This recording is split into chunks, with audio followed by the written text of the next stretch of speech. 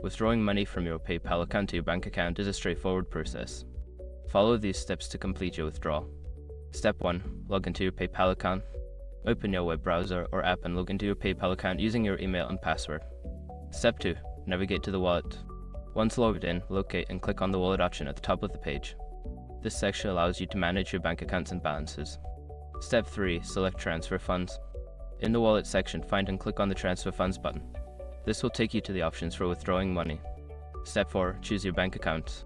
Select the bank account you want to transfer the funds to. If you haven't linked a bank account yet, you will need to add one before proceeding. Step 5. Enter the amount and confirm. Input the amount you wish to withdraw and review the details. Once everything looks correct, click on the Transfer or Confirm button to complete the transaction. After following these steps, your funds will be on their way to your bank account.